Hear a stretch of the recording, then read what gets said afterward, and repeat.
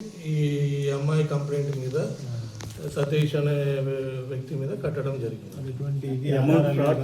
దాంట్లో అనేది మీకు మొత్తం స్టోరీ అంతా చెప్పుకుంటూ వచ్చాం. ఎంతవరకు ఏం చేశాడు అన్నదే వాళ్ళిద్దరి మధ్య పర్సనల్ గొడవలను తీసుకొచ్చి ఇప్పుడు మంత్రి గారి ఫ్యామిలీ వరకు వీళ్ళు ఆపాదించారు.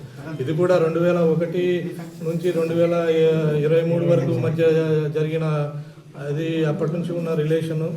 దాంతో మిస్యూజ్ చేయడం, తర్వాత మంత్రి గారి దగ్గర పనిచేస్తున్నాడని ఒక మిస్యూజ్ చేయాలని చేయడంతో బిహేవియర్ వల్ల గొడవలు పెరగడము, అతను వచ్చి గొడవ పడడము ఇవి జరిగాయి. అంతవరకు జరిగాయి. అందుకని మేము కొద్దిగా టైం తీసుకొని ఎవిడెన్స్ అనాలిసిస్ వీటికంతా కూడా టైం తీసుకొని అన్ని అనాలిసిస్ చేస్తే పక్కా ప్లాన్ చేసుకొని వీళ్ళు ఈ ఫేక్ చాట్స్ అనేది క్రియేట్ చేసి ఒక సెక్సువల్ అబ్యూజ్ చేస్తే వీళ్ళందరినీ కూడా మనం ఇబ్బంది పెట్టచ్చు,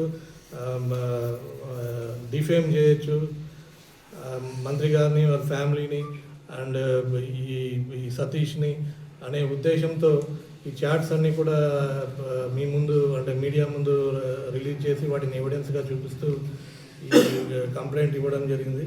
ఇంకా ఇన్వెస్టిగేషన్ కంప్లీట్ కాలేదు. ఇంకా దీంట్లో ఫర్దర్ ఎవరు ఉన్నారు, ఇంకా ఎవరి ప్రోద్బలంతో ఇవన్నీ చేశారనేది కూడా ఇన్వెస్టిగేషన్ కంటిన్యూ చేస్తున్నాం. దీంట్లో ఎవరున్నా కూడా వాళ్ళందరి మీద కూడా మేము చార్జ్ చేయడం జరుగుతుంది, యాక్షన్ చట్టపరంగా యాక్షన్ తీసుకోవడం జరుగుతుంది.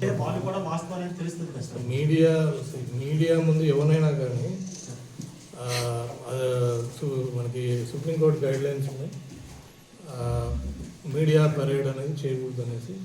సో కొన్ని చోట్ల ముసుగేసి ఇవన్నీ కూడా పెడుతున్నారు. But as per Supreme Court guidelines we are not preferring.